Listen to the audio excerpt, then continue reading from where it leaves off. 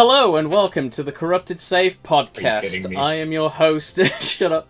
I'm doing that again. Don't interrupt me. Sorry. Oh god, kill me. Hello and welcome to the Corrupted Save podcast. I am your host, Animich. Joining me today, I have Dalton. Hello. Benny. Hello. And my cohorts from lowbudgetstreams.co.uk, Mao Hi. and Fishheads. Hi, hello. Stop stealing my intros. We've got a great show lined up for you. It's going to be amazing. So let's head right on to the news. So we've got Vanquish coming out in 4 days on PC. It's been like 4 days as of this recording. the most requested platinum game to come out on PC. Yeah, I wasn't aware, but the console versions are capped 30 FPS. Yes, I found that too when I was doing my video on it. It's the most annoying thing ever. I make a video for Vanquish, and like, while I'm editing, a PC version is teased. It was the greatest thing ever. Vanquish runs at 30 FPS on consoles and has a horrible resolution as well to cap it off, but it looks absolutely phenomenal on PC. It might be one of those things like with, I don't know if you knew this, but the first Nier, when things get hectic, the resolution will start dropping. I don't think it does that. It just looks blurry all the time. I think Platinum is a better developer than Square Enix. Well, then Kavia, yes. But who already owns Bayonetta on PC? Who already owns a third version of Bayonetta? I only own... I have the Xbox 360 version, and I have the Wii U version, but that's still in its same packaging, here. actually. Same. Yeah, I didn't bother because I already own it on 2 consoles. But if you get it on PC, you get a 25% discount on Vanquish. Yeah, but all my progress is on the Wii U version. But now you get to play it again. I don't wanna. You know, my problem is just the fact that I don't play a lot of PC games, so console's my primary. So if I can pick it up on a console, I'll grab it there. So I wouldn't have a reason really to pick it up on PC. That, and I only just recently rebuilt my rig, so it probably could even play the damn thing. I don't know. I think From it's what I hear, pretty well optimized. I mean, it's a 2007 game. yeah, it's pretty old. So I mean, Before this, I was running a PC from about 10 years ago. Basically, it was a quad core. It couldn't run much other than visual novels. I think you'd be okay. a quad core is fine. What matters is per core performance. But yes, Vanquish. Yes, Vanquish. It's a very good, underrated platinum game. So, and now that it's 60 FPS. What's next? Okay, Probably Anarchy Reigns. Yes, I mean, the next platinum PC port. I would buy that in a heartbeat. Anarchy Reigns or Max Anarchy, just because it was the most fun multiplayer game I can think of, and I want to play that again. Is it completely dead on console now? Oh yeah, I assume it would Yeah, definitely. You probably could like force a multiplayer session going if you like post it on like a forum, an Anarchy Reigns forum or something. Next up, Alan Wake is being delisted from online stores because its music license is running out. Another example is why you should never license music. You should only make your own. Don't take shortcuts, otherwise your game will go away. For Max Payne 2, Remedy, right? They're the Finnish people who make these games, right? I don't think anyone who worked on Max Payne did Alan Wake. No, yeah. Is that Sam right? Wake, Finnish guy, Max Payne face man. Oh! They called. I know who you're talking about. Yeah. I don't think he worked on Alan They Wake. just like fell off the wagon, I guess, after Max Payne 2. Because Remedy Games developed Death Rally, Max Payne 2, Alan Wake, Death Rally remake, Alan Wake's American Nightmare. The problem. Some other stuff. Oh, I was under the impression I made Max Payne free, but yeah. Oh, the thing about Alan Wake is that it tries so hard to be like a TV show or movie. Yeah. And I mean, they did that since like Max Payne because there's the whole noir thing. But in Max Payne and Max Payne 2, it wasn't like blended together. It was okay. Here's the game part. Here's the comic part. Okay, here's the skip button. You don't give a fuck. And Max Payne 1 and 2 are very gamey games. Alan Wake is not a gamey game. and I think it suffers for that. I think it's trying to be a horror game, but they don't know what makes a good horror game. Scary. Yeah, it's not scary. It's like a Stephen King Twin Peaks thing, but it's like Yeah. Northwest exploitation. Northwest Like any horror game that's come out recently. Northwest/Northeast exploitation. The only reason Alan Wake exists, it's to populate lists on the internet for top 10 Twin Peaks-like games. That's the only reason Alan Wake existed. How many are there? There's Like, I can that, think and of then Deadly there's Deadly Premonition Premonition, Alan Wake. and then there's the Deadly Premonition board game. The thing about things that try to be like Twin Peaks that they don't get is that Twin Peaks is nice and quirky and it's comfy and nice, but it's just like there's just like fucked up shit in it. That's just how like David Lynch does it. Because I actually watched Blue Velvet yesterday. It was a really good movie. And David Lynch is a very special. Wait, director. isn't Blue Velvet an anime? No. What am I thinking of? No, Mitch. You're thinking of Perfect Blue, maybe? Oh yeah, I am. Deadly Premonition is like the only one that gets it kind of right, because there is some fucked up shit in Deadly It's Premonition. quite a coincidence that Swery65 never watched Twin Peaks and he was able to make a game. Yeah, that is the totally. most- Never watched Twin Peaks. Never did. It has nothing to do with Twin Peaks. Yeah, dude. So people are forgetting that Alan Wake was on the 360, and there is a physical copy there that you can always play. Mhm. It's true. It's true. Yeah. It's It's- actually one of the only mainstream games for the 360 I own. I actually found it quite interesting personally. Not an awesome game, but I had a lot of fun with it. What did you find interesting? Was it like the narrator? Because that was like at the time where narration wasn't The really. narration I thought was pretty interesting. Like I said, I don't play a lot of action games. I'm more of an RPG person, but I actually kind of liked the light mechanic and having this, basically shine the light on these shadows to kind of dispel them, and then run my ass to the next safe spot. It made things a little more strategic, which was easier for me because I'm horrible at kind of your Twitch run and gun games. I just don't have the dexterity for it. So this made it manageable for me and actually playable. Yeah.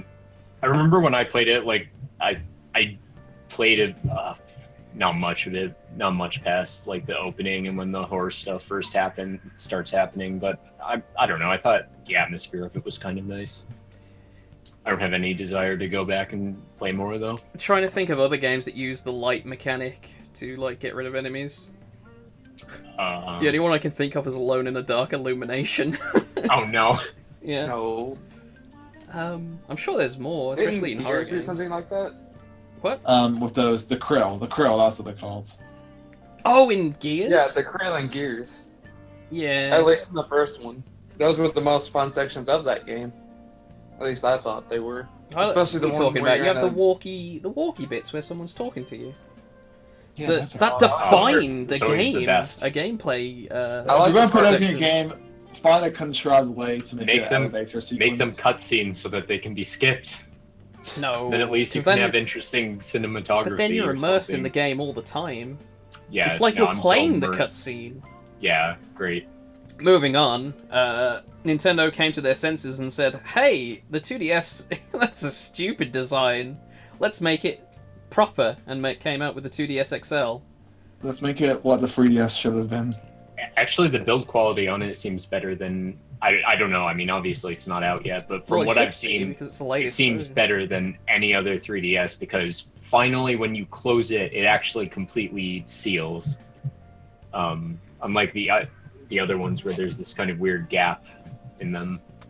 If that makes any sense. Does it still have the bottom screen where it has like a raised outer screen so that it will absolutely shred the top screen and leave marks? I don't. Hang on, let me look. It doesn't look From like the it. images, it does look like it has that border. Good.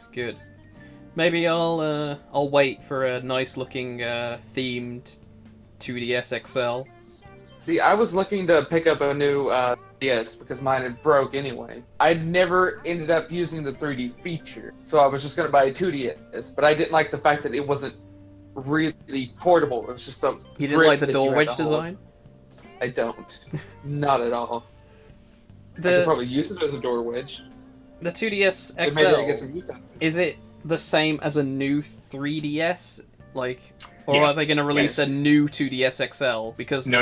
It is the new 3DS. It can play all the the one exclusive game, the new 3DS. 2DS game. Yeah. The new 3DS game, I mean. Yeah, you can play Xenoblade Chronicles, 3D. whatever it is, 3D on it. And I don't know, whatever uses amiibos. And all the Super Nintendo games, you know. Oh, yeah. Because old 3DSs can't run that shit. You know, there's a few games that use the second analog stick. Like I think some of the Monster Hunters do, and I think Majora does as well. And, yes. Project Steam does? I'm pretty sure it does. It has to, because it was built for the new 3DS, because it has amiibo functionality. Something I'm hoping for is that the screen on this one will be better, because I don't know, the 3DS's screen is weird with like the scan lines on it and stuff. There's a weird gamble when you get 3DS screens, because there's like 2 types of screens you can get. That is on the IPS screens are, I think, exclusive to the new 3DS XL, and yeah, it is a complete gamble. It's a gamble in that you might get one.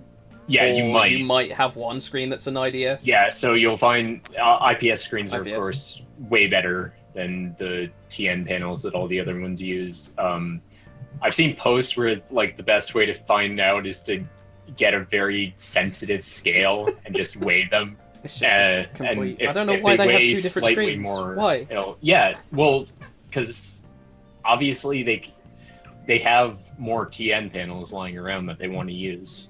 Yeah, it's a production issue, probably. Yeah. But do they have 2 separate suppliers that are providing them screens? No, Mitch, what happens is they bought IPS screens to use, but they still have TN screens left over. So, of course, they're going to use the ones they have left over and not just chuck them out. How do they have TN screens left over? The 3DS, like, sells 1 billion units a year. I don't know. Well, keep in mind, Nintendo basically makes these things so they can sell them in bulk, so they probably make contracts where they have to buy to get the low price they do for each part. You know, they have to buy so many in advance, so they probably still have them left over from the old contract. Giant warehouses filled with these awful, awful screens. Pretty much. Will the 2DS XL have the same warranty guidelines where dead pixels and scratches are completely normal for LCD screens? Oh, like the Switch? Yeah. I hope not. Oh God. What's the extent of that can be taken? Like, oh yeah, buttons not responding. That's just a feature. That's just a feature. Analog stick is loose. That's a feature of analog sticks. To make it easier to move, so you don't have to exert as much energy. Your 2DS came to you like broken completely in half. Oh, that's just. So you can share it. It's a It happens all the feature. time. So you can share it with a friend. Do people know about Darksiders? Yes. No. I do I not. played Darksiders. I beat 1. I played 2. Well, Darksiders 3, because THQ, rest in peace THQ. THQ died because of poor management decisions, because they thought their painting tablet was going to be the next hot ticket, so they put all their money in it, and yeah. Wait, wasn't that Ubisoft who had the painting tablet? Well, everyone had a painting tablet, but THQ had the biggest tablet. The U-Draw, I think it was called. I think. But Yep, it was the U-Draw. yeah. Well, There's one looks for the so pub quiz.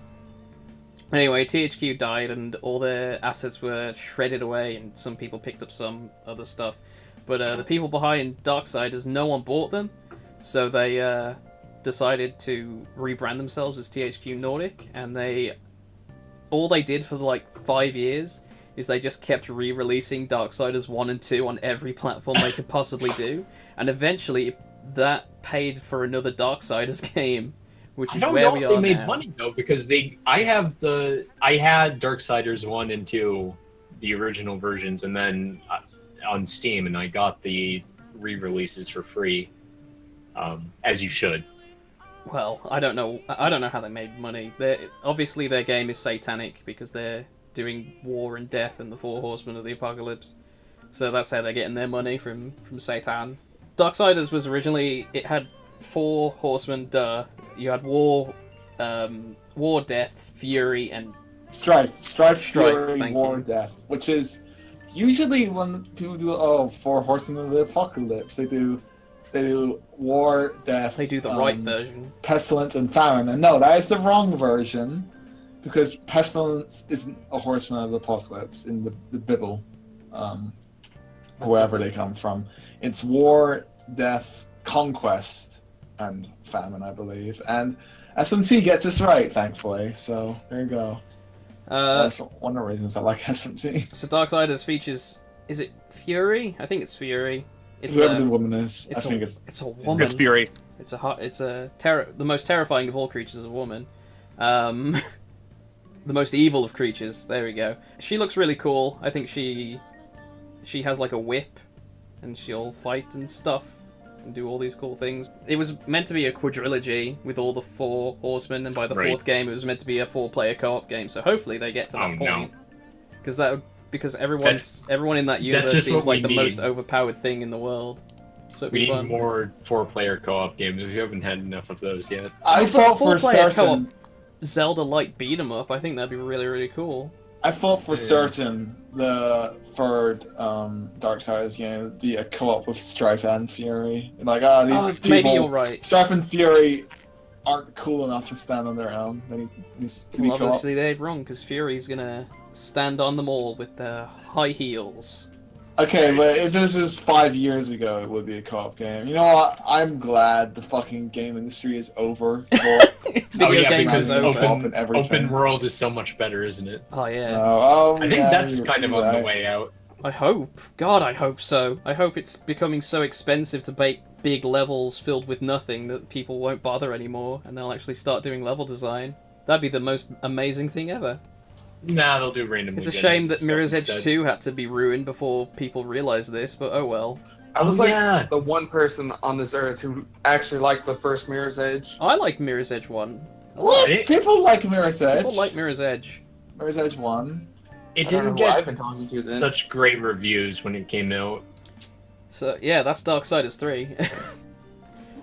Finally, Sonic Team and Sega have run out of ideas, and they have used up all their goodwill with the Sonic fans. They had ideas.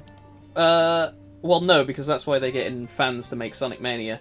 But they just do whatever gimmick Nintendo used for the last Mario game. And the last Mario game hasn't come out yet, so they can't copy that. The other Mario games. What about other Mario? Really, Sonic. What is there to say? So, yes, anyway, Sega have used up all their goodwill in terms of Sonic games. Sonic Boom. They used that up a while ago. Sonic Boom was the last straw, so they decided to go into their war chest and say, alright, Sonic OCs are the biggest thing on the internet. We have to capitalize on this. So now you can create your own character in Sonic Forces. I am so excited for this. Because what you need to do, right, is go on DeviantArt, search your name and the hedgehog, and then make, when you play Sonic Forces, make a character that looks like the first result. Everyone do that now, and then I'll do it in the video version of the podcast. Fine. I'm pretty sure I have Mitch the Hedgehog somewhere. My real name or this name? Your real name. No one's gonna have. I think Mao the Hedgehog. Mao is a real name. I want to see what Mao the Hedgehog is. God. Well, none of these look good. Gender Bender Mitch the Hedgehog. Oh. Yes. How do you spell hedgehog again? Hedgehog. Seeing if there's anything worse than this, because I doubt it. My hedgehog's Does it have harder to be a than your hedgehog? hedgehogs. It shouldn't have to be a hedgehog. Well, yeah. Yeah, just whatever it is. As long as it's Sonic themed. The thing is, though, only a few of these are like Luke the Hedgehog. Like most of them are something else. Oh god. My hedgehog's so cute, you guys. Oh, nope. There we go. Benny, yours is the only one that looks like effort was put into it, and it wasn't like a sex thing. I was looking through a couple of them. Technically, I'll say this: the person gave it the quote-unquote nickname because it's an Android, so it's B-110. I'm like going, oh, okay. But yeah, there is some effort put into this. It's not too bad looking. It's Sonic Automata. I wonder what his favorite band is. Is it 9 Inch Nails the band, or 9 Inch This one Nails looks the like thing? Sonic and Tails had a thing for, what's that one guy from the first season of Digimon? Ty. Ty? Looks like a Tasmanian combination tiger. of Sonic, Ty, and Tails. What is that hair? Why is that hair there? It doesn't look like it should be there. Mao, you can't post that. I wonder if this is because, like, I know. Stop posting them. I only needed one. I know in, No. in what's it, Skylanders or whatever, you can make custom characters now. So I wonder if that's why they're doing it. Well, Because Sega is nothing if not original. no, Sega is original. Sonic Team is not original. Yeah, no. So that I'm excited for Sonic Forces. Let's move on to some localizations. White Day, a labyrinth called School, is getting a PS4 released. You guys, does anyone know what this is apart from me? Yeah, I've seen people stream. It. Yeah. I know why they. I've seen it been streamed in the Well, past. White- Survival horror game, so It's- I'm in. It's a Korean survival horror game that was released in like the early 90s. I mean, late 90s, early 2000s for the PC, and was fan translated. All I see is a giant baby putting its hand through a wall, and I'm sold. It's you wander around a spooky school. On You run a the spooky most school. scariest of days, Valentine's And- Day. You run away from the kimchi and the Koreans. There's a janitor that chases you around, and he may or may not kill you. But there's also like ghost stories dotted around the school. Like there's one where a girl with long nails will like scratch the blackboard, and you'll hear the Oh, I'm not looking forward to that. yeah, super cool. And there's like a weird room that has a plant made of intestines or something. I remember. That's what I remember. And it's got I, some dude's face in it. It's fun. I remember some parts being really annoying to progress past because the game doesn't give you much direction. Yeah, maybe that's a translation LSD. error or something. So maybe this will be better for a Western release. But yeah, horror's making a comeback. If a freaking lesser known Korean horror game from the early 2000s is getting a remake, but what isn't getting? As long a as I'm remake? getting more horror games, then I'm fine. As long as they're horror games that aren't just fucking streamer bait.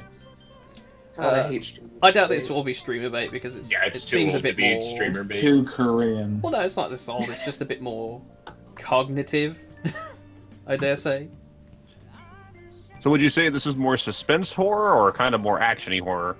Well, you don't have You any. don't fight anything. Yeah, you don't fight anything. You don't. That's actually kind of nice because I'll say that. That's the one thing I've noticed in the last probably 4 or 5 years is that we've been having a distinct lack of suspense horror for people who really like that genre. I don't think that is all. Ever since Amnesia came out, you've only just been running away from dumb monsters. Well, yeah, but all of that's been streamer bait, except I wouldn't count Amnesia as streamer bait just because it's got a good story and everything to it. I enjoyed Amnesia. Amnesia kind of started. You like, can't blame They them started it, for but it wasn't their streamer fault. bait. I was so glad Resident Well- Evil 7 wasn't anything like Amnesia and that you actually get a Uh, gun in the first hour and you're shooting thing bad is- guys. You still feel helpless with the gun, though. Oh yeah. horror Especially when across, you're wearing a VR helmet and you feel sick all the time. horror across every medium is an incredibly derivative genre where one thing will come out and be popular and successful, and then so many things will come along and try to rip it off. Or it will shape society in a harmful way. Like, I remember reading something about The Exorcist, how before The Exorcist was released, no one really believed in the devil. But then after The Exorcist was released, like, everyone in America started believing that the devil was, like, a real thing that existed and a threat. It's interesting. So that's White Day. Next is Drive Girls, the PlayStation Vita Transformers with cute girls doing People cute still things. make games for the Vita. Yes. How dare you? You Many can't say that on this developers do. website. I will tell you that now. Oh no! I want a cool driving game. Like I always liked like the Burnout games, but ever since those are Criterion got bought Vita. by EA, it's kind of gone downhill. So I want like a fast driving game, racing game, and if I can transform into a cutie anime girl and then beat up people, all the better. Yeah, this looks like it could be fun. Yeah, Is it only on the Vita or is it also on the it's PS4? on the Vita TV. Oh. Yes, it's only on Vita. I mean, I have a Vita, but...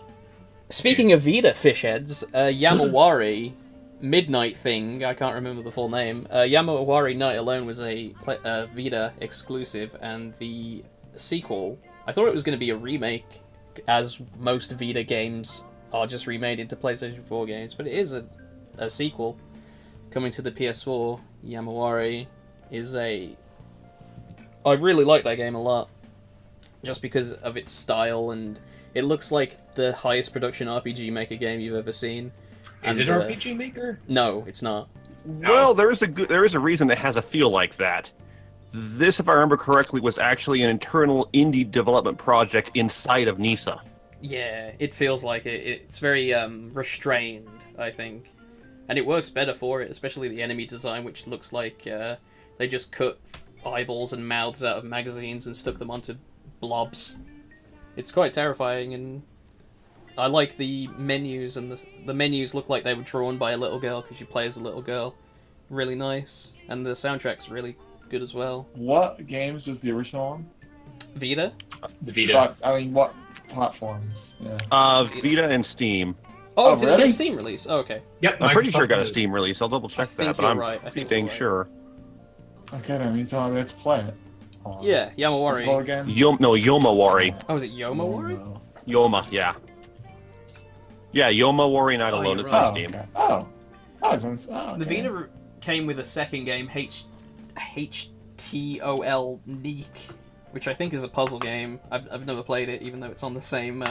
Yeah, HTOL Pound NIQ The Firefly Diary. Also on Steam.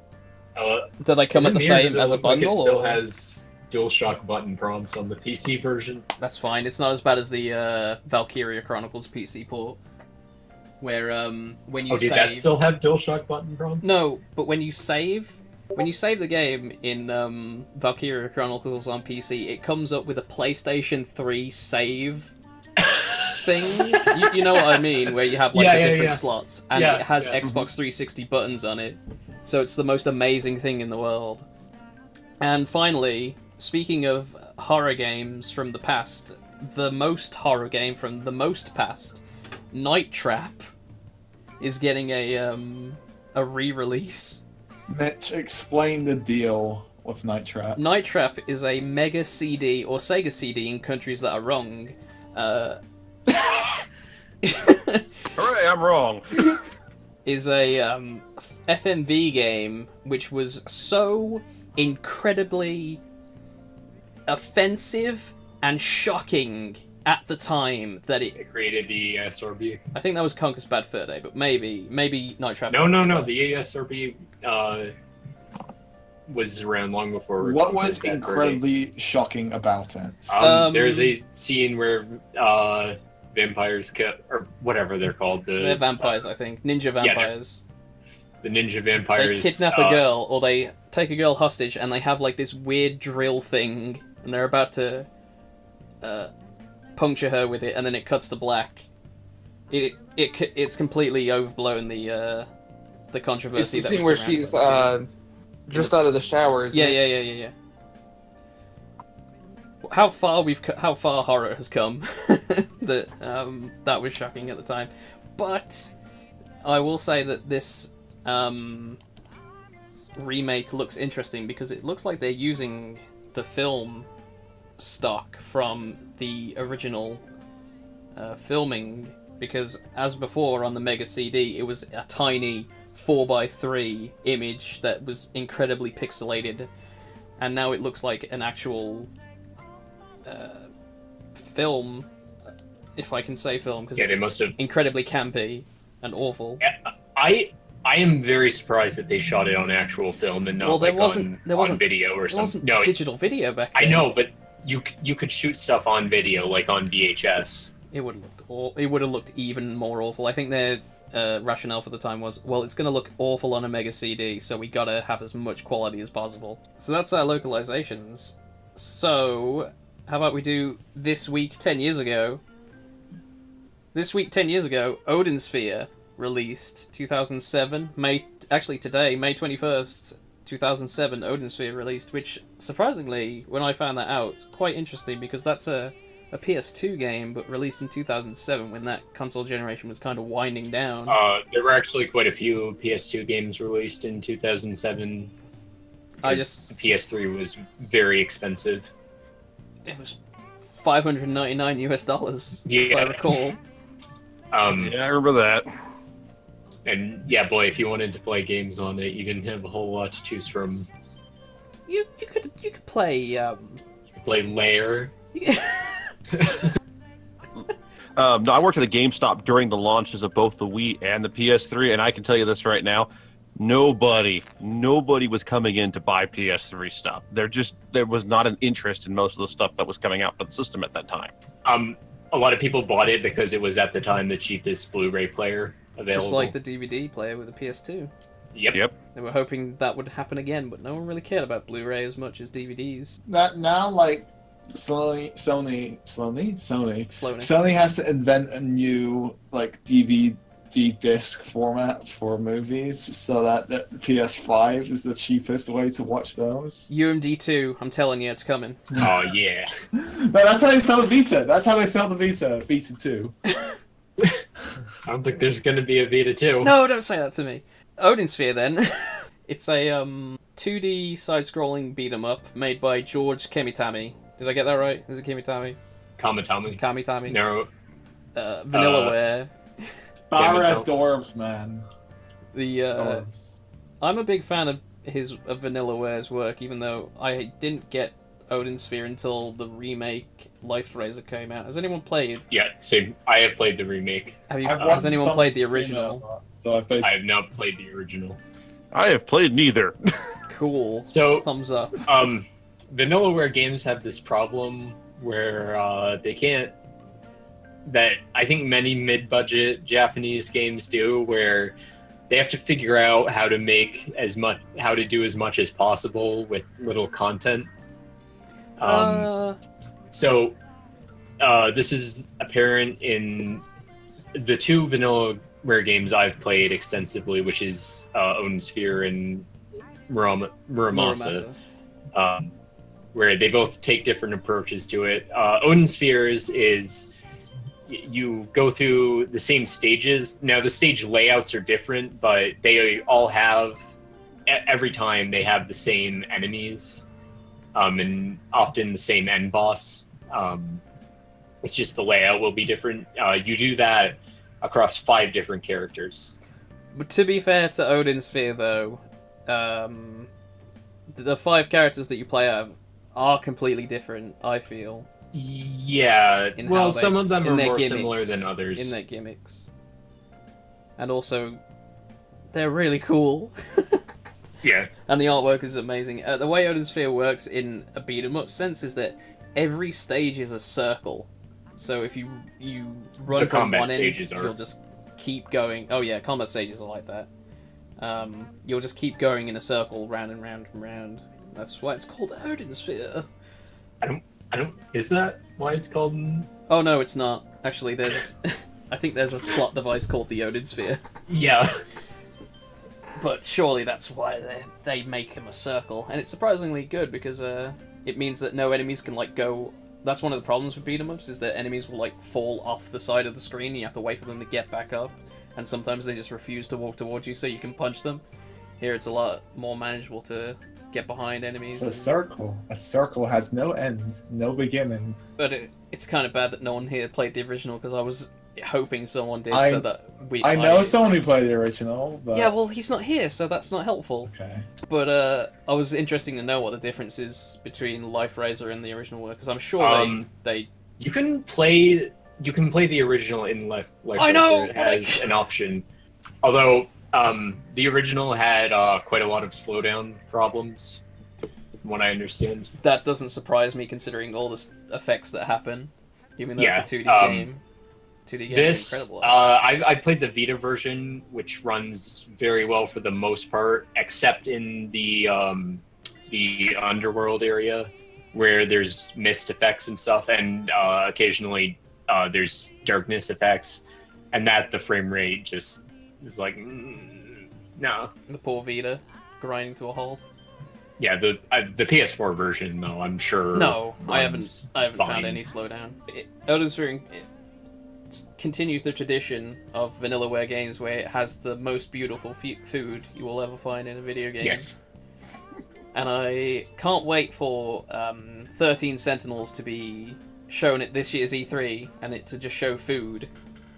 But isn't it like a future game? Yeah, it's... Yeah. So how are they going to get food in it? Well, They'll just your eat their your soy and cute like little YouTube mech. cubes. They'll have the Pilot has to best eat soy food. when you've ever seen. The best protein cubes you'll ever see. Yep. I feel that George Kimitami would be at least on the same celebrity level as Yoko Taro if he made more public appearances. Because he's a funny guy, especially the whole, what was it? What was the Jason sentence? Schreier. Yes, Jason Schreier does not seem Yeah. to like the artwork of He our doesn't like the necromancer. artwork. The art of his liking has been prepared for him, and it's 3 naked dwarves. The best. Yeah. Good old George Kimitami. Bless his heart. Bless him for doing unpaid overtime to get Dragon's Crown finished. So that's Odin Sphere. Recommend you get it if you can. I like it. Yeah, no, that's the best Vanillaware game, especially Life Razor. Waifu of the week, Alicia Klaus. Does anyone know who this is? I was looking it up. Is it someone from Bullet Witch? Yeah, That's it's the a main what? girl from Oh. Bullet Witch. Bullet Witch, the greatest game in the Yoko Taro canon. What? He didn't have anything to do with it. Hey, I tweeted Yoko Taro is Bullet Witch canon with Nia and Drakengard, and he followed me back, so I'm gonna assume... Did he respond? No, he didn't respond, but he followed me back, so I'm assuming it's true. What a nice man. Before Platinum stole the idea of having a witch protagonist who used guns, we had a Bullet Witch, which is awful. It's an awful third-person shooter, where you shoot down demons and has the worst boss fight where you fight a giant snake demon on top of an airplane that I've ever seen. But Alicia Klaus... It's from Kavia of Drakengard and Nier 1 fame. Yeah. The quality is in line with their other So projects. if you like Drakengard, then you should be able to put up with Bullet Witch. A lot of interesting missteps Yeah, in Bullet but Witch. in But Alicia Drakengard, Claus is a really good cutie, and that's why you should play that over a Drakengard game, Mitch. because you play as a cute witch who you uses play powers. as a girl in Drakengard 3. I mean, she's not exactly, well, she's... You know, that's, I think no. Alicia is a better waifu than Zero. Mitch, the thing about Drakengard is you play through it to get to the good stuff. And Bullet Witch, I don't think there is any good I stuff. thought Drakengard 3 you played through it and then bought the DLC that is at the same price of the game to get to the good Yep. stuff. Yeah. Good. Dalton, Yes. what have you been playing? I've been playing Akiba's Beat for the past 2 weeks or so. And how is Akiba's Beat? Meh. It's meh? I heard good things from it. Oh, well, just- I heard good things from Xseed, who are publishing it, so... It's very, very basic. Like, there's nothing that really stands out. Also, if you buy it and you're playing it, I hope you enjoy reading a visual novel. Because I've told the story so many times. I played the game for 9 hours yesterday. I set my controller down and didn't touch it once. Is it a kinetic novel then, or what? I guess, because after the 9 hours, I was like, oh, finally, we're getting into a dungeon. And then I started moving around. And about, like, halfway through the dungeon, they're like, oh, we're going to bombard you with, like, an hour of, like, a wall of text. And I was like, really? I just started playing the game. So sequel to Akiba's Strip. Well- Trip? Strip. Akiba's that- Trip. In that it has the same name. I don't think there are any characters that cross over. And I Not don't think really, you no. play as a reverse vampire who dies when they get exposed to the sun. No, and that's kind of what made Akiba's Trip stand out, was because it was so off the wall, insanely humorous. Yeah, I really Like enjoy you were Akibas. stripping vampires. Yeah. So, and then Akiba's Beat is just very run of the mill because you play as a neat through the entire thing. It's called Akiba's Beat because it's centered around music. Yeah. Like you have the imagination mode, which I'm not making up. Imagination. I guess the character puts on his headphones and then it changes music. The music in it's really good. It's centered around music pretty much, even though the actual plot has nothing to do with music, at least as of this. Basically, what the game is it's about the different otakus in Akiba. Mm-hmm. Like, you start out with a NEET, then you meet a, I think she's a Chunibu. She seems like it. Then you meet an idol, and then any more of that would probably be spoilerish. But you just start meeting different types of otaku, and then for some reason they feel the need to have to go into in-depth of what every single kind of otaku is. Can you skip the text and still know what's happening? No? I do not think so. There's As a in- bunch of text that you can skip though, because it's padding is what it is. Mao. Yeah, I've been playing video games. Cool. Good. Yeah, that's, which ones? That's what I want to Which know. ones? I've been playing. I don't want to know which Civilization. ones. I want to know Does one. it have to be a new one? No, whatever. I don't care. I was playing King of Dragon Pass, the GOG version, which is an extremely unique game. It's hard. It's like a barbarian clan tribe management game set for those in a who don't fictional know, world. It is based on at least the setting of a Rune pen and Quest paper. and Hero Quest, yeah. Yeah, of a pen and is paper game known as Glorantha. Rune Quest. Which the thing about Glorantha, the thing that makes it interesting is it's extremely centered around myth and mythology, which is something that appeals to me a lot.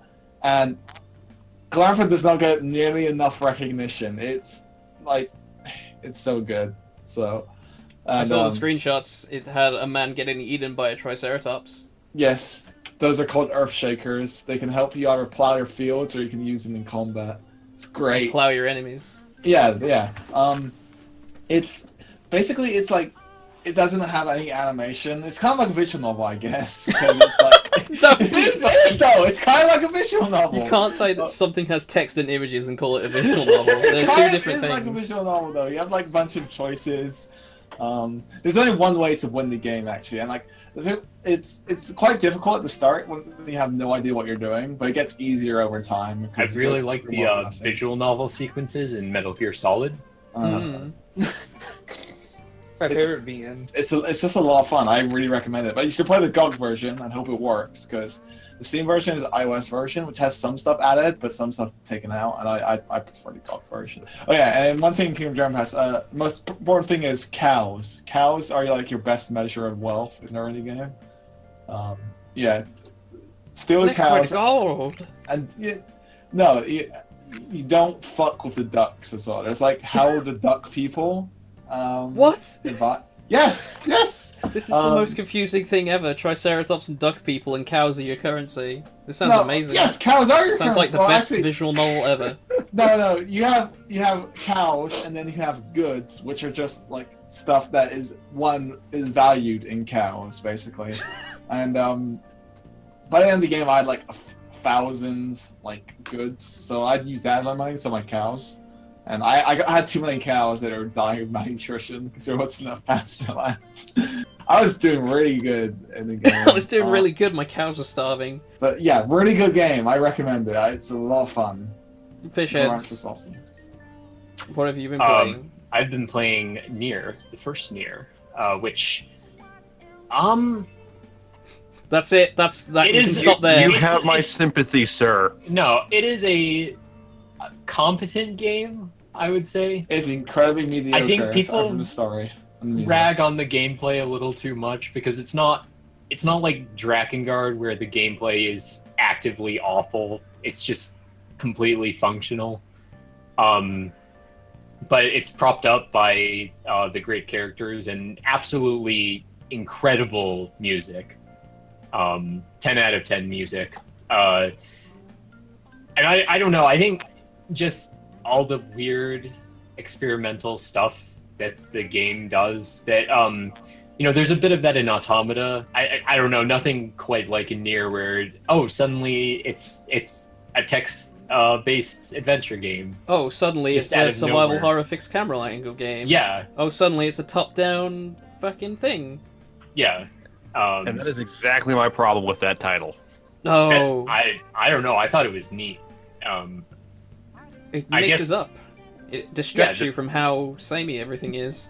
Yes. I mentioned earlier when we were talking about Odin Sphere about mid to low budget Japanese games, trying to figure out how to make the most out of what little content they have. There's a lot of that in Nier.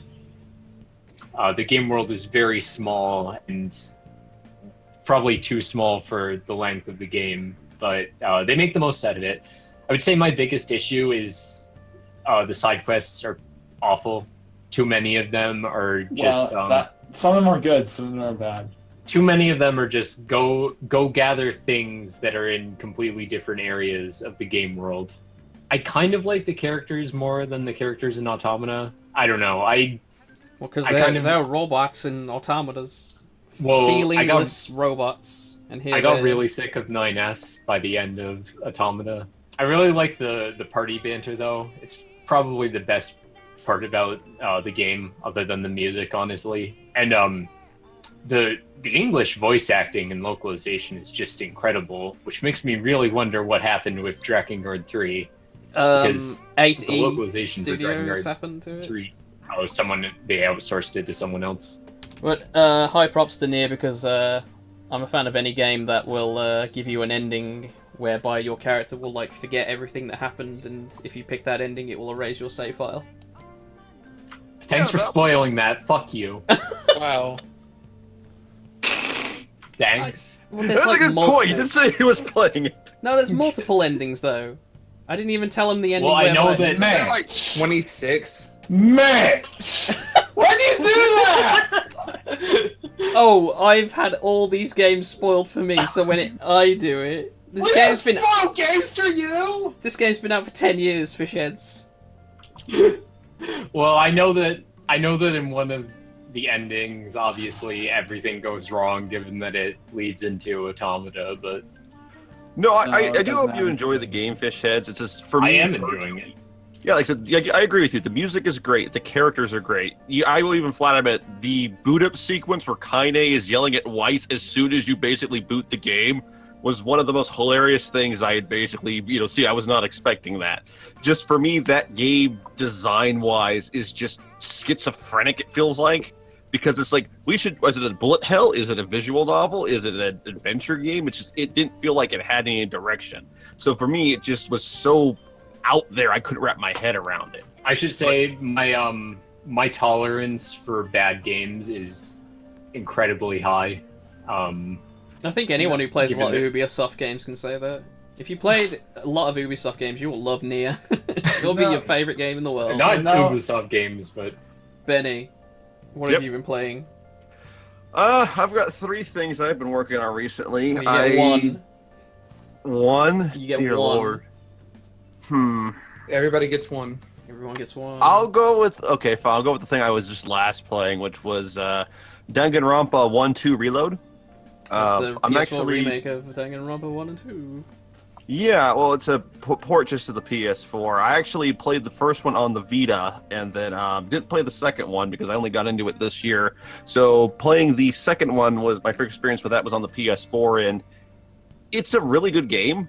Right now I'm currently playing through Danganronpa 1 on this collection just so I can play through it again and kind of see how the story holds up. Between the two, I'd probably say I like Danganronpa 1 a little bit more, but Danganronpa 2 is still a very solid game and a very solid story. I will say the puzzles and the cases are more difficult. The normal mode, if you just basically leave the logic and the puzzle settings on the default, it's a lot harder. So you've got to think this time, and I don't think the clues are nearly as clear as they were in the first game. I don't know. I own Danganronpa 1 and 2 on my Vita, and I haven't played them. Because they were on sale, I just bought them for shits. And then... I'll give you a quick rundown of the premise, but the games do differ greatly in kind of how they handle it. But the idea is in each game, there's a group of 15 students who are supposed to attend this academy. They show up to it and all of a sudden black out. And when they wake up in the first game, they are in the academy, but they're trapped inside of it. On the second game, they basically wake up and find themselves on some deserted island paradise. From there, the games differ slightly, but it comes back to the point where eventually they're told by this bear called Monokuma that, hey, if you want to escape from here, you have to commit a murder and get away with it. And once the murder is committed, you basically do a small investigation and then hold what they call a class trial, in which you try and figure out who done it. If you can figure it out, that person gets executed. If you don't, everyone else dies and that person gets to leave. Is it different every time, or is it? No, it's visual novelty in the fact that there is a set path through it, but the logic that they actually build the puzzles around and the cases is really good, and it makes a lot of sense. It's one of those things that, like, for a good example is I'm just finishing up case 4, and it's a locked room mystery.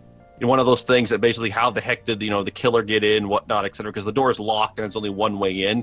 And as you start to piece together the puzzle, you start to have an idea that, wait a second, there's more to this than you think. But is it really kind of a complex puzzle, or is the solution a lot simpler than you would believe? But once you play through it once, you kind of know the entire plot, you know who done it each time, etc. How does the port differ, other than it's just on PS4 now? It's just on PS4. There were no additions to it. It was literally just the first 2 games put on one disc and put on the PS4. They're trying to generate interest in the franchise, because later this year we have Danganronpa V3 coming out. It is a fascinating game, though. I would say if you kind of like murder mysteries and you like to think, it's a great game to pick up. Virtue's Last Reward. It's more anime than Virtue's Last Reward. They're often seen as sister series, different creators, but they kind of get along with but the fandoms get along with each other pretty well, from what I understand. I have been playing the game I bought my PlayStation VR for, Summer Lesson. Summer Lesson. Ikari Miyamoto, because that's the girl you play as. It is the most abridged version of a Princess Maker game you will find in VR. You play as a tutor who has to get a girl's stats up so that she can complete her test, her finals, and if she doesn't, her life's over, and it's the worst thing to ever happen to her because she can't go to a club or whatever. As I said, this was the game I got a PlayStation VR for, and I don't want to say I'm disappointed by it, because then I'd never hear the end of it, that I've spent £500 on one game that's been going on about this game for 2 years. Each session, as in, like, you have a week to get this girl's stats up, and if you fail or succeed, it resets, and each one of those is only about an hour long. So it's an hour long VR game that I spent £500 on, but yeah, it's fine. Came with all the DLC and everything. It's cool. You pick a lesson plan of what she'll be studying that will increase her stats, and you'll also pick what kind of conversation you'll have at the end of the day. And you also have these little consumable items that will give you an extra bonus scene if you wish. Like you can get a cake, so you can be really awkward and feed a fake anime girl cake with your PlayStation 4 controller. Hey. The problem is that the resolution, for some reason, isn't the best. I don't know why. I've played other PlayStation VR games that looked... Everything's really blurry, and I don't know why. And I've recalibrated my PSVR, I have it on right, but it's the most blurriest game I've seen, and I don't know why. And if you try and, like, loom over her like you're about to strangle her, she'll, like, look back at you awkwardly. I mean, I only did it once to find out what would happen. I wouldn't... Research! Yeah, research, yeah, I had to test the game. I had an existential crisis, because you can pick what... You can have, like, you sit in a chair all the time, and you can have body type A, or B, or no body type. And I had an existential crisis where I stood up from my chair, and I looked back at my chair, and I saw a decapitated female body. I was like, oh, I was a headless woman the whole time! That was the greatest twist of any video game I've ever seen. So that's Summer Lesson, so if you have an abhorrent amount of money to spend on a PlayStation VR, then I recommend getting it, because it's one of the only games you're going to get until Ace Combat 8 comes out next year. Or 7. Ace Combat 7. Let's move on to our next section. Let's try and make it quick. The alluring and the abhorrent. If you're unfamiliar with this, I'm just going to quickly ask you one thing you like and one thing you don't like. I don't care what it is, just quickly. It's a really original segment. Thank you. I'll go first to get the ball rolling. So my alluring is the last night's WWE UK Championship match that was on NXT TakeOver Chicago. That was probably the best wrestling match I've seen in... It was even called by JR.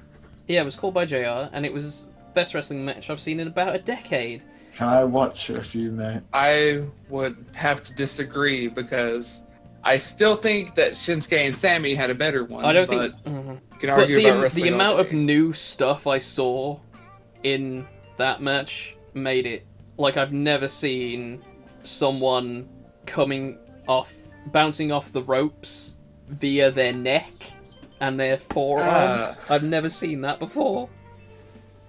But yeah, Shinsuke and Sammy was great. But come on, they're British and I'm British. It makes me proud to be British watching that, because that put any wrestling match on this year's WrestleMania to shame. Yeah, I can't disagree. Very good match. I recommend just watching TakeOver Chicago just for that match. It was incredible. My abhorrent is Tyler Bates, one of the contenders in that match, because... Go again. Because fuck that guy, because he's 20 years old. He's 20 years old! And he's living the dream, and he's an incredible wrestler. Screw that guy. What were your accomplishments, morning, Mitch? I have not accomplished anything in my 25 years I've lived on this earth, and here's this man. This Adonis, he can grow facial hair, he's ripped. Sort yourself out, mate. Oh, state of me, mate. Dalton, what is your alluring? I mean, it would have been TakeOver, but since that's already been taken No, over, you can take TakeOver, you just can't have that match. I would say that it's become increasingly easy to get anything nerdy that I need around here. Because they just opened a brand new comic shop like 30 minutes away from here. And it's got... The owner of it's really cool. They've got video games, they've got retrons, they've got old comic books. They've got a place in the back for D&D because I can't not play D&D. What's it called and where is it? Maybe someone nearby can find it as well. Crater City Comics. And it's in Middlesbrough. Plus, me and the owner bonded over Kevin Smith films because he's got a Buddy Christ statue and a Mubi statue, as well as he has a signed comic from Jason Mewes, who was out of his mind during the signing and signed it as Creator City Comics'. And he also has my favorite piece that I really wish I could buy from him. It's an art piece that he had commissioned that's 50 Shades of Jay. And it's just Jay with the little masquerade mask on being dipped by Silent Bob. And it's the greatest thing I've ever seen. I love it so much. And you're abhorrent. Games that don't break up exposition and gameplay well. Because I'm so mad because I wonder what you're talking about. 70% visual novel and 30% actual gameplay. And it's like 60 hours long. Mao, what is your alluring?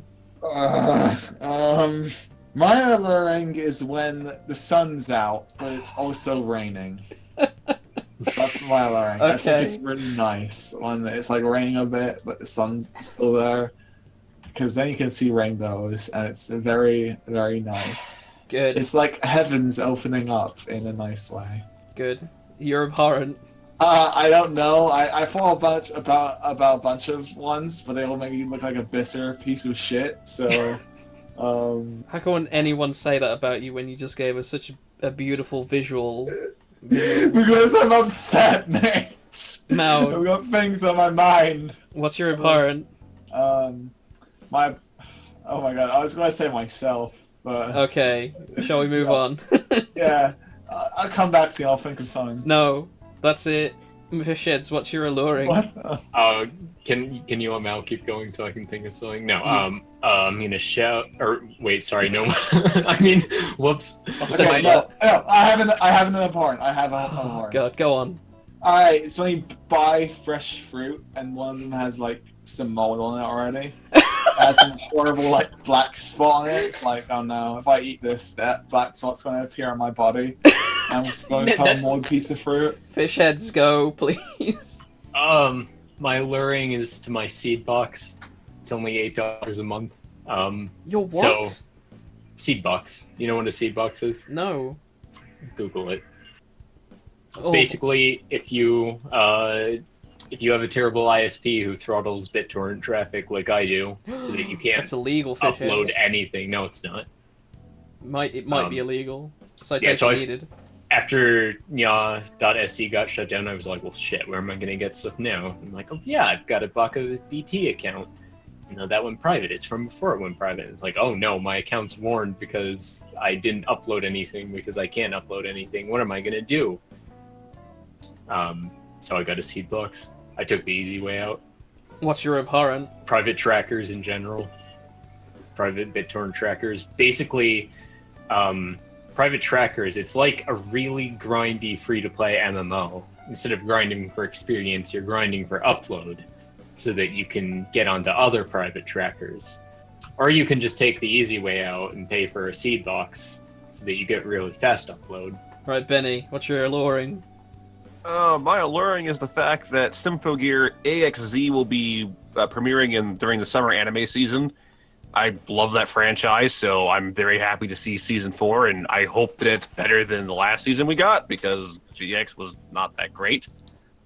My abhorrent, sticking with anime, Glasslit, because screw you! I hate you, you stupid 13-episode waste of time, so go jump off a cliff. And that is my abhorrent. This Glasslit looks amazing, though, if I just type it into Google Images. You got girls, they have, like, these armor suits on, though. Oh, that's Symphogear. Oh, I don't know what this is. The spring season was not great. What are you talking about? We had Shigeki no Kyojin. There was nothing to talk about, because everything was a sequel. There's nothing meme-worthy, like Kimono Friends from the winter season. You're not gonna get another Kimono Friends ever, Fishheads. Yeah, they are. That was lightning in a bottle. The ratio of like money that went into that show versus profit was insane. They're gonna make more stuff for it. It's the Blair Witch Project of anime. I don't know, everyone apparently has been talking about Uromanga Sensei, but I haven't seen it myself yet. Let us end this off with a question that I'm gonna just thrust upon everyone. What is your alignment on this chart? Go. True. Are you kidding me? I'm between structural neutral and true neutral. I'm going to say I'm true neutral. Now that I've actually evaluated hot dogs, I'm for true the neutral. For the audio podcast, I'm showing them the sandwich alignment chart, which is the best way to find friends and get rid of them. I myself am an ingredient rebel and a structure purist, meaning that any food item can be sandwiched together, so long as it maintains the structural sense of having two pieces that are sandwich shaped. Yeah, but I mean, I'm not getting dragged into this. I kind of believe you, this. but the problem is I only really count something as a sandwich if it really has like sandwichy parts. But I'm not such like I'm not so like purist that I think, oh, you can only have, it has to have lettuce, tomato, ham, and all that shit in it. Because you can put a piece of ham between two slices of bread and that's still a sandwich, right? It doesn't have to follow the extreme like purity ingredients. On the other hand, before I follow this, I didn't originally think a hot dog was a sandwich. It's but looking at it now, it's just a sideways sandwich. It's not a sandwich. It is a sandwich. Oh. It's just sideways. All right, you're a true neutral then, Dalton. Where I do you know. fall on the alignment chart? Quick. I'm halfway in between a structural neutral and an ingredient purist and a true neutral. Because I don't know how I feel about hot dogs Fucking being a sandwich. come down on one They're side. not a sandwich. Don't be sitting on the fence. This 9-pointed. That's not this- how. That's these not 9 how. fences. Don't sit on them. I'm gonna go with true neutral. Oh, that is Welcome, incorrect. welcome. Brett There is Hurst. literally no difference between hot good dog and bad sandwiches. Fishheads, go just quickly. I won't even ask you about your reasoning. Just go. Structural, neutral, ingredient purist. Oh, and Benny. All right, for bingo, I'll take hardline traditionalists. None of us. Wait, what about you, Mitch? What do you I'm think? ingredient Oh, rebel, structural purist. No. Well, we all have to gang up on him because he's the kind of person who puts. Oh, the ice cream hot in dog his brothers are sandwich. gonna take over. Okay, Pop Tarts are sandwich. This is No. factually No. incorrect. Yeah, hot dogs are- As long as no one had that, we're fine. Yeah, I think we'll be okay. I had Pop Tarts recently. They're not that If bad. no one I says thought- a I thought Pop-Tart. they'd be worse. However, I've said this before. If you were to get 2 Pop-Tarts and put a filling in them, that is a sandwich. No. No, it's not. Yes. No, it's not. Yes, it is. No, it's not. 2 Pop-Tarts? if And then I have a put filling. a piece of ham between these 2 Oreos. It's a sandwich. Fuck you. No, it's not a sandwich. I'm an ingredient rebel. I'm a maverick. Just put me between 2 slices of bread and I'm the sandwich now. No, look. No, I only I'll be your somewhat sandwich. sympathize with your position. I'll be your If the sandwich thing that's tonight, sandwich- senpai. If the thing that's sandwiching the filling, right, is something that is like starchy carbohydrate, like bread or waffle, that's fine. Pop-Tarts It's are not fine. starchy. What? What do you think Pop-Tart is? A bit, but the important part of the Pop Tart is it's got the sugary insides and the sugary outside. That's the important part. No one I'm- eats a I'm of the Pop-Tart. opinion it has to be bread. Of some Yeah. variety. Yeah, like a waffle is still kind of bread. Yeah. It's sort of bread. Pop Tart is not. So I disagree. and- I and think Oreo if is I definitely get not. 2 Pop-Tarts and I put cheese in between I would them, not that's a say sandwich. that a waffle It's not a good sandwich, but it's a constitutes sandwich bread. nonetheless. Mitch, It if takes I all put- sandwiches to make this world, Mao. Mitch, if I put bacon between 2 Oreos, is it a sandwich? Well, is an Yeah, plus, Oreo like, on that's itself a sandwich? No, it's not. But Well, there's even- okay, cream filling hypothetically in between speaking, It is 2. a hypothetically speaking, it is a sandwich. Okay, you take those 2 Oreos and you put a piece of bacon between it. I'm not Is gonna that- listen. I'm not gonna listen to Hot Dog Boy here telling me what a sandwich is. No, I need to know yes or no, Mitch. What? Ham between the 2 Oreos. What if? is it a Okay. What if I sandwich? take a hot dog bun and I put a Pop Tart in it? Is that a sandwich? No. No. I mean, that's the Disgusting as Pop what it is. Tarts. The Pop Tarts is sandwiched between the 2 hot dog slices, but it's not a sandwich. This is gonna get it anyway. So this is it. So What did you expect? I know, but it's I can argue about this. no. We're not arguing going. anymore. We're getting close to the amount of time SoundCloud will allow us. Again, I'm supposed to be the salty one here. I'm So not salty. I'm just right. what's coming up on the site? People who post on the site. We should have a review for Utoa Wada Mono, I believe is how you pronounce that, coming up pretty soon. Should be a review for Disgaea 5 Complete coming as well. We have E3 coming up. I'll be there. I'll be going to Anime Expo God. as well. E3. So, yeah. Dalton, how's you go? You wanna try that sentence again? How's it go? Okay, that's better. I'll have an Akiba's Beat review out this week. I have a If you lot can of- tell from the rest of the podcast, it's going to be glowing. Yeah, it's gonna be like it's the best game I've ever played. Come on, let's do this. But I'm also trying to start out 2 different series on our YouTube. There's gonna be one that's focusing on RPG Maker games that aren't RPGs that people have made, which of course Corpse Party is gonna be there. Humanity. And the other one is I'm gonna try to do something like a spotlight on the different personas and demons from like Persona, Shin Megami Tensei, and like their mythos. Well, And if it makes sense in the context of the game. oh, I What thought you were should going do to is like all the crazy weird ones, like Chris the Car. And, do one on Dante. Beetlejuice. He's a. Yes. But I thought you were going to say. Speaking of that, have you heard of the Compendium, the YouTube channel, the Compendium? No, I have not. Oh, actually. I'll post it here. It is the best Oh, thing. no.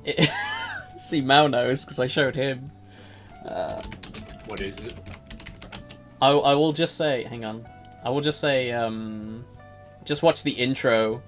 Is he to the crying? show. Wait, hang on. No, he just likes things. Where is it, Mitch? So anyway, I recommend watching the King Frost, at least the intro, just so you can get what it's about. What I'm working on for the website is I'm trying to get a video of a buried treasure video review for Disaster Day of Crisis, which is a Wii game made by who did Xenoblade again? Monolith. It's a Monolith Wii game that was only released in Europe, Australia, and Japan, and it was localized by. Speaking of Dante, the voice of Dante apparently. I don't know if this is true. I need to do more research. Apparently, he owns a localization, or he's part of a localization studio, and he worked on the game, and he plays like a couple of the characters. And it's it's Bayou. Imagine if Bayou Billy, the NES game, was remade for a Wii. Then that's what Disaster Day of Crisis is. So please, looking forward to that. So, that was our first episode of the Corrupted Save podcast. If you want to get in touch with us, you can go to @corrupted_save on Twitter. If you have any questions you want to like ask us, I don't know, are we that insightful or interesting? Maybe. If you want to ask us there. Or you can ask us in the comment section below on either our YouTube page or on the website.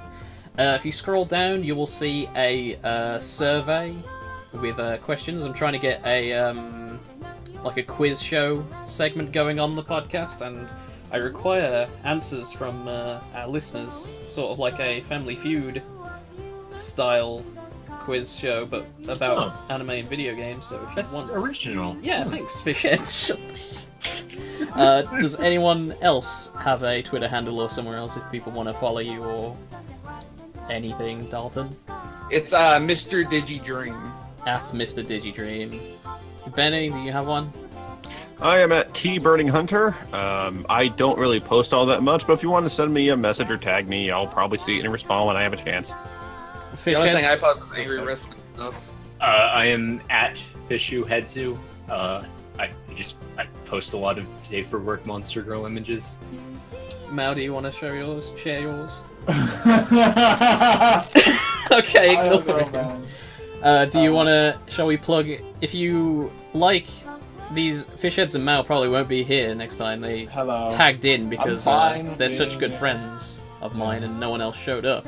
But they probably won't be here next time. But if you want to hear more of them, or me, go to our other website, lowbudgetstreams.co.uk, where we stream video games almost Occasionally. regularly. Also, Occasionally, we have a YouTube channel. and a YouTube channel as well. And our own podcast. Sick. I'm cutting that. Oh, No competition.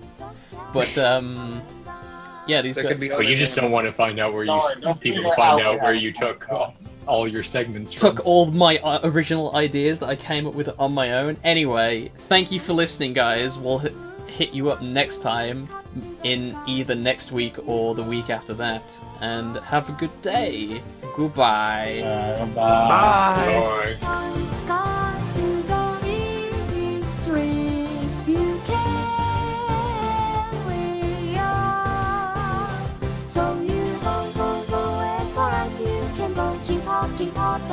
To find the compass and you do a hunt for you.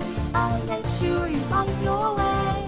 Don't be scared because I'm here for you. Always there to help you stand on the line. Don't so many people when you. It's your best.